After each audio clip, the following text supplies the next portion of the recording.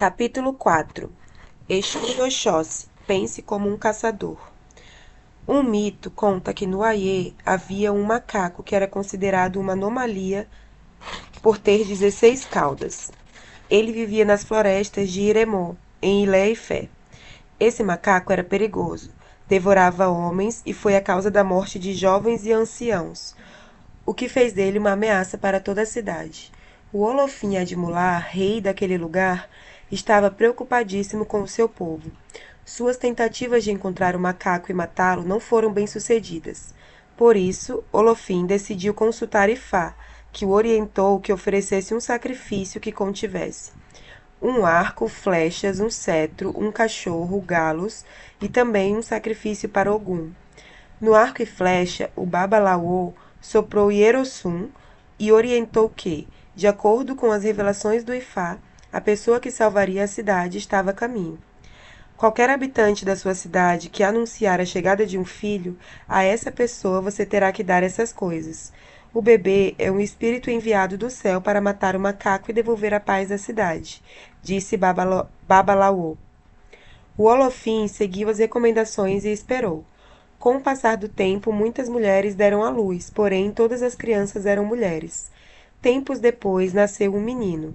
Ligeiro, o rei enviou emissários e ordenou-lhes que o arco, as flechas e o cetro fossem entregues a essa família, que foi incumbida da tarefa de ensinar o menino a usar essas ferramentas à medida que envelhecia.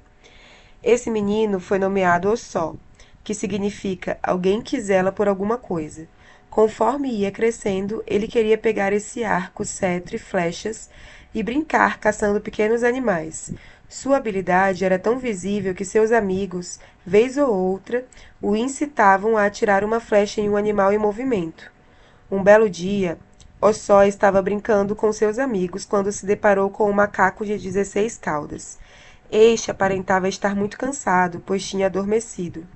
Ao ver aquela cena, Ossó logo pensou com precisão, sacou seu arco e flecha, mirou no rosto do animal e atirou bem no meio dos seus olhos. O macaco morreu em segundos. A notícia sobre o jovem caçador que havia matado a criatura mais temida de Iremo se espalhou rapidamente por toda a cidade. Ossó foi levado até o palácio, e lá foi reverenciado e banhado em presentes, entre os quais um cavalo. O rei ordenou que todos os líderes divisionais de cada um dos clãs existentes acompanhassem o rapaz até sua casa e que ele fosse tratado como uma personalidade importantíssima. O nome Oxóssi é, na verdade, um título de honra que o rei concedeu ao menino que matou o macaco de 16 caudas. Ossó, que significa Ossó ficou rico, foi de Ossó-Ussi que veio o nome Oxóssi. Um verso de Ifá conta que Oxóssi, além de oferecer proteção tal como Ogum, pode enriquecer seus devotos.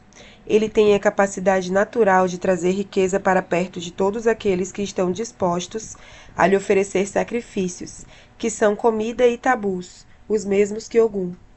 Oxóssi é o Irumolê dos caçadores e está muito relacionado a Ogum.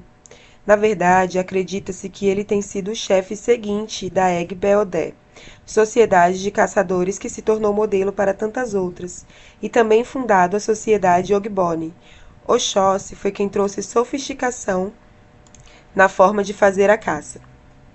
Esse ebora está associado ao poder espiritual de mirar na presa, rastreá-la e atraí-la, enquanto Ogum precisava estar perto de seu alvo para atingi-lo com o facão. Oxóssi conseguia pegar sua presa à distância. Com isso, depois dele vieram todas as armadilhas e arapucas. Oxóssi é notável por conta da sua generosidade, gentileza, intuição e percepção aguçada, o que faz dele um caçador líder e feiticeiro habilidoso, concentrado, observador e estrategista.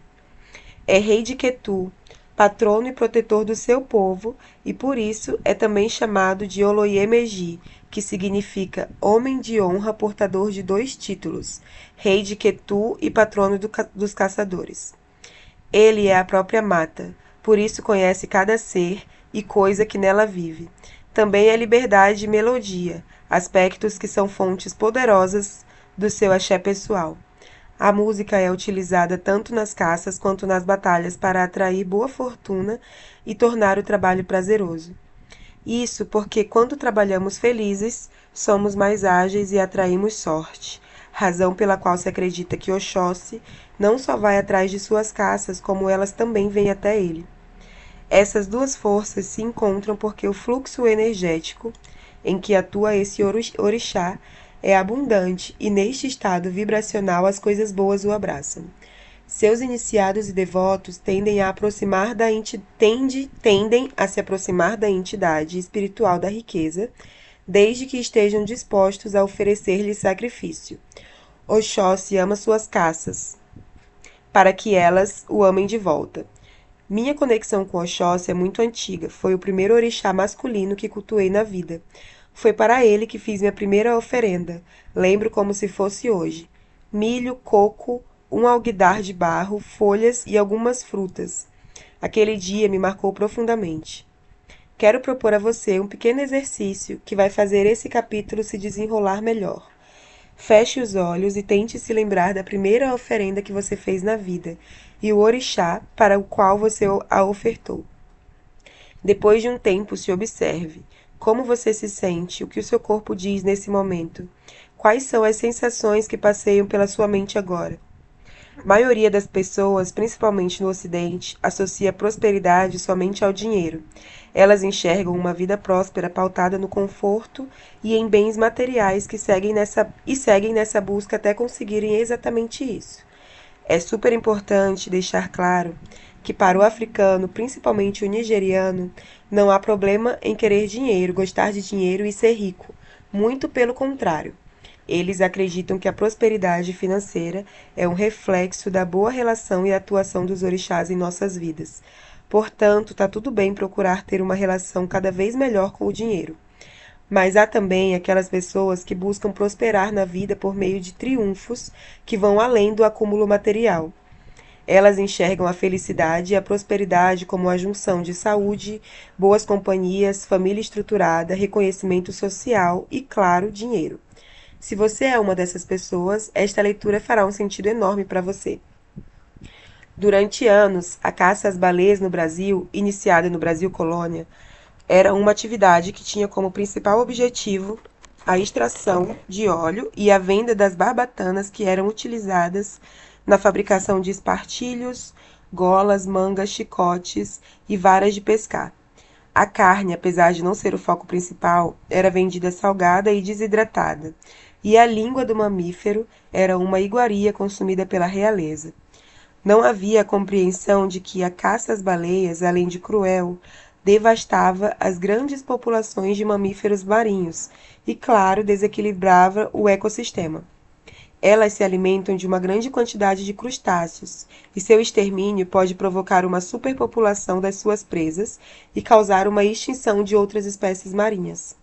Levaram praticamente à extinção uma espécie apenas para ganho financeiro, sem atentar para o fato de que colocar a própria vida em risco no futuro é irresponsabilidade. Quando não se tem conhecimento dos princípios que regem o que chamam de prosperidade, ficamos à mercê de convicções equivocadas.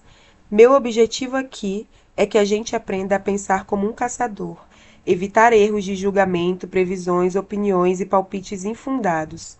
Pensar com precisão, bloqueando o fluxo de influência negativa sobre nossas próprias emoções. É a cabeça do ser humano que faz dele um rei.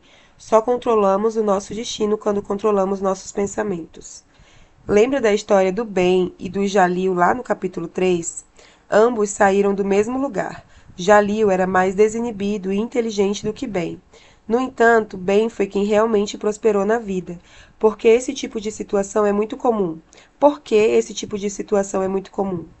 Porque nos esbarramos com pessoas com menos oportunidades que as nossas, com menos capacidade, e elas alcançam mais coisas que a gente. Eu não sei você, mas eu já vi muitos casos assim. Pessoas que alcançam esses feitios adquirem características que as fazem pensar como um caçador. Com o objetivo claro em mente, elas apenas se preocupam com coisas, fatos e opiniões que são importantes para a execução do seu propósito. Oxóssi pensava assim: Se o pensamento, fato ou opinião não contribui para a minha caça, ele não importa. Como todo caçador, ele fazia uma triagem das questões que eram essenciais para atingir seus objetivos e deixava as menos importantes para depois. Na maioria dos casos, as abandonava por completo. Pessoas como Ben, às vezes, nem trabalham mais, nem têm mais sorte, nem são beneficiadas por meio ou por terceiros. Mas, como aprenderam a separar o que realmente importa, acabam se tornando mais ágeis, eficientes e eficazes. O caçador faz mais com menos, ele pensa com precisão. Oxóssi abateu um macaco com uma única flecha. Agora, vamos a um exemplo da própria natureza que nos ajudará a compreender a importância de pensar como um caçador. Imagine que uma águia sobrevoa uma imensa floresta à procura de uma caça. A visão dessa ave é 4 a 5 vezes mais potente que a humana. Além de distinguir com muito mais clareza as diferentes nuances de cores, o olho desse animal caçador consegue enxergar raios ultravioleta que são necessários para, lá de cima, ela poder reconhecer o rastro de urina de suas presas. Dentro desse emaranhado de imagens, cores e reflexos, só uma coisa importa: a caça. Nada mais faz sentido para ela, apenas isso. É assim que caçadores pensam. Eu fico rindo quando percebo que as respostas estão na própria natureza, pois a águia está entre os 10 animais mais predadores do mundo. Todos os dias, em todos os momentos, temos uma infinidade de opções, uma imensa variedade de caminhos à nossa frente. A verdade é que vivemos cercados de encruzilhadas o tempo todo. Pensar como um caçador é saber escolher, entre diversas opções, aquele caminho que satisfaz a nós mesmos e ao nosso propósito. Quando Exu me colocou na encruzilhada de ter que decidir se eu continuava no candomblé ou migrava para o ICC Lagba, fui obrigado a pensar como um caçador. Eu não tive escolha. O momento exigia pensamento racional, capacidade lógica para entender qual dessas situações estava mais alinhada ao meu propósito. Essa experiência, um pouco confusa, me ensinou que Exu nos coloca em encruzilhadas para que possamos aprender a pensar como um caçador. E isso envolve dois fundamentos principais. O primeiro é separar fatos reais de opiniões, e o segundo é separar os fatos em duas categorias, os mais importantes e os menos importantes. Muitos dos pensamentos que eu e você temos hoje não são baseados em fatos, e sim em opiniões. Da mesma forma, a maioria dos fatos, mesmo que reais, muitas vezes não interessa nem ajuda a realizar o nosso propósito. Quer um exemplo prático? A sociedade cristã ocidental demoniza religiões de matrizes africanas o tempo todo. Essa é uma opinião desse grupo. Eles não vivem o nosso culto, logo, não conhecem o que cultuamos. Por isso, esse pensamento não é um fato, não existe verdade nele. Se fôssemos prestar atenção nessa opinião, não estaríamos aqui hoje, não viveríamos o nosso propósito. E aqui vem uma verdade dolorosa. Muita gente não está vivendo o seu propósito porque está prestando atenção demais nas opiniões dos outros e se esquecendo dos fatos, que é onde mora a verdade, onde mora Exu. Exu não vive nas opiniões, ele domina os fatos. Quando você estiver dando uma opinião, não estará sendo Exu, mas quando você relatar um fato verídico, sim. Esteja atento a essa diferença. Todos os fatos que nos rodeiam e nos ajudam a seguir nosso propósito são extremamente relevantes, e os que têm pouca ou nenhuma importância devem ser esquecidos. A capacidade de separar essas duas situações é o que divide pessoas com as mesmas habilidades e condições sociais, mas que alcançam triunfos diferentes. Somente quando levamos em conta os fatos e não as opiniões, estamos prontos para pensar como um caçador. Muito da autoconfiança ensinada por Exu vem da capacidade de pensar como um caçador. Eu acho incrivelmente lindo o fato de a filosofia e a religiosidade africanas serem coletivas a ponto de pensarmos e percebermos o quanto os orixás estão extremamente ligados uns aos outros. Perceba que até aqui estamos trazendo nuances do pensar caçador, na perspectiva de Oxóssi e as relações de Exu com as caças. Isso me faz pensar o quanto nossa filosofia nos desenvolve a ponto de cultuarmos vários orixás ao mesmo tempo, apenas praticando as ações corretas. Qualquer juiz é capaz de agir com justiça se ele conhece os fatos, o que me remete a uma história que ouvi uma vez sobre o meu orixá, Obatalá. Por ser pai de todos, Obatalá os ama incondicionalmente, e desse modo deve ser imparcial com todas as questões que envolvem os seres. Uma história conta que quando existiam conflitos nas sociedades, o velho ancião era chamado para resolvê-los, pois ele era o único que agiria com imparcialidade, justamente por ser considerado pai de todos. Desse modo, Obatalá recebeu os títulos de Alagbawi, o mediador, e Onilaja, o confortador, o juiz. Perceba que, para conseguir seguir o propósito da missão, que seria acalmar os ânimos e devolver a paz para a aldeia, Obatalá precisava se ater aos fatos, não às emoções e opiniões. Ele precisava fazer exatamente como aquela águia que vê muita informação ao mesmo tempo, focar no que realmente importa. Juízes precisam agir assim se querem exercer com maestria seu ofício, pois a injustiça nasce da confusão de fatos e opiniões. Onde tem fato, tem verdade. Onde tem opinião, pode haver mentiras. Repito, por isso, Exu não vive nas opiniões. Essa característica de pensar como caçador, de analisar as situações com precisão, de se ater aos fatos e não às opiniões, leva o indivíduo a desenvolver outros atributos, como autoconfiança, iniciativa, disciplina e empatia. Todos eles axé de Exu. Talvez, neste momento, surja aquela dúvida na sua ori. Mas por quê? Muito simples, meu caro. Porque a pessoa com esse poder de discernimento se afasta de qualquer possibilidade de mentira criada por ela mesma ou pelos outros. Essa pessoa pode fazer escolhas e tomar decisões com firmeza, pois tem certeza e clareza de onde está pisando. Laroyer. Quem pensa como um caçador recebe as mesmas sugestões e opiniões que os demais. A diferença está em seu senso crítico. O caçador sabe o que quer, mira na caça e, por conta disso, separa o que é útil para cumprir seu objetivo. E se o fato em questão for desfavorável para ele, mas ainda assim contribuir para o seu propósito, ele o usará em seu benefício, criando uma estratégia para superar a adversidade que lhe foi imposta. Que nós possamos amar nossas caças para que elas nos amem. Quando assumiu a chefia da Sociedade de Caçadores, Egbel-Odé, Oxóssi refinou os costumes de caça implantados por Ogum. Como falei anteriormente, foi através dele que surgiram as armadilhas e arapucas. O pensamento criativo desse orixá é de natureza positiva, está em harmonia com um propósito específico e escolhido de forma consciente. Ao criar uma nova armadilha, Oxóssi pensa minuciosamente no que é necessário para atrair aquilo que deseja capturar.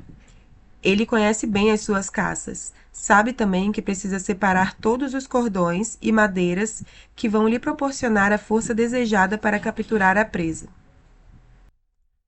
Da mesma forma, ele sabe que o solo é importante para que as madeiras se mantenham firmes ao chão.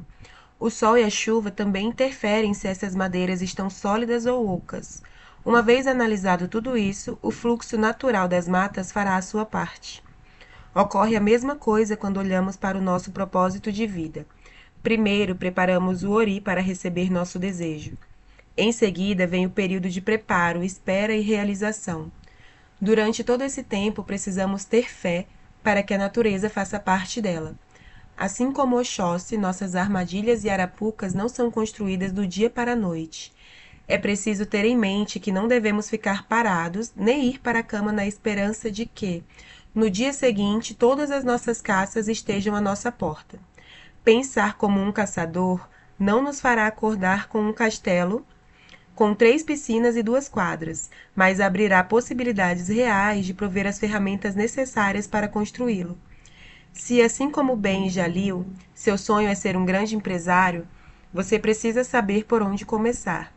O ideal é traçar um plano com etapas e prazos alcançáveis para serem executados. E, claro, saber exatamente o que fazer em cada uma dessas etapas. Mas não se preocupe, Exu te guiará. Apenas faça sua parte. Execute o que você planejou para daqui a 1 mês, 3 meses, 6 meses, 1 ano.